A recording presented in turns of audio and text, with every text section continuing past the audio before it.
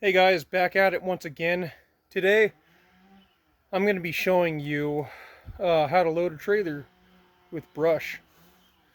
So if you take a look at my trailer right here, it's a bunch of brush that I have loaded up. And I'm going to show you guys exactly what I'm up against. So let's go ahead and take a look. Okay, so if you take a look, I'm removing all this brush. All of it. And the thing that makes it so hard is that there's so much air. Like for instance, that you notice all the airspace within the brush. It makes it very hard to load up. So what I'm having to do is cut it, slice and dice it strategically to where it's going to fit a lot better in my trailer. And this, you can see that there's not a whole lot of air in that. There's some air spots, but it's definitely tricky trying to deal with. Whenever you're loading a trailer, you want to try to get your loads as dense as possible because they charge you per yard. And lately they've been charging my trailer for about 4 yards worth of debris. And I don't know, they're charging me upwards of like 30 bucks, $27, which is kind of steep, but everything is going up nowadays. So you just want to try to get your loads as condensed as possible. But like, if you take a look at all the air spots, it doesn't really take a rocket scientist. You just kind of pick spots that are going to fit well in the trash can that you're loading, because I'm using a trash can. You just literally find all the air spots. Boom, boom, boom, boom, boom, boom, boom, boom, boom. Cut as much of it down as you can to make it look a lot more like this pile. And then that's going to be able to fit in your trash can a lot easier. Now, if you take a look at this pile right here, yeah, that's a lot of airspace. And that's going to take a lot of work. But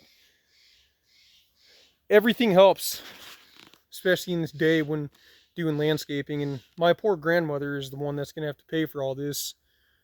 Which, I mean, luckily, she's very blessed, and my grandfather left her in a very good spot, so thankfully, she's blessed. Let's just say that. But still, I don't like having to charge any of my clients more than I have to, but it's just the way it is. And oh my gosh, there's more over here. My grandmother had a guy that was cutting all this brush, and he just kind of left it behind. He never hauled it away or anything, which is really easy to do. I mean, let's face it, I've cleaned up after many labor foot soldiers after my grandparents, after people that have worked for my grandparents that just kind of do crappy jobs. The guy probably should have burnt all this at least to not create so much work, but luckily for me, I get to do it, and I'm not complaining. I'm happy about it, but it's a lot of work. As you can imagine, boom, chainsawing, boom, boom, boom, boom, boom, boom, boom, boom, boom, boom, boom. Just all over the place. So, let me show you guys my trash can that I'm using. Here's my chainsaw. That little small MS-250. Pitchfork always comes in handy. Big time. And there is my trash can. This is a Brute, and it's a much bigger trash can than a normal Brute trash can. So let's go to my trailer now. Okay, back to the old trailer. So what I like to do, as much as I can, you can still see there's plenty of room. I might be able to fit like 4 or 5 more trash can loads. I tend to get up on my trailer like this and just kind of walk on the debris as much as I can.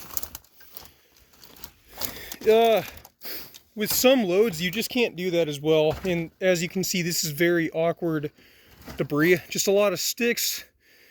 And cuts like this that are kind of like a fork, it just makes it a little bit awkward to try to be spacey.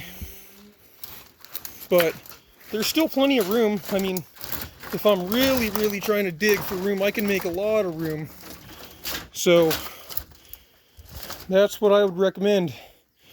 Just try to get your loads as condensed as possible, and when you're loading the trailer with the debris, just try to position the debris to where you're going to be able to fit more and more inside of it. And it's actually not uncommon for me to jump up into my trailer and to cut a lot of the debris inside the trailer, even though they're already loaded in. That can help create more space too. So just be as efficient as you can and fill up as much as you possibly can. Now let me show you the hike that I'm having to do with every single one of my trash can loads. So here's my trailer, trash can, or my trash can, other one is down there. I'm literally having to walk all the way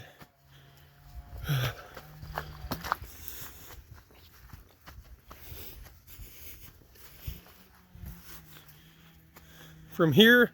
I'll go ahead and fast forward this part to the pump house, to here,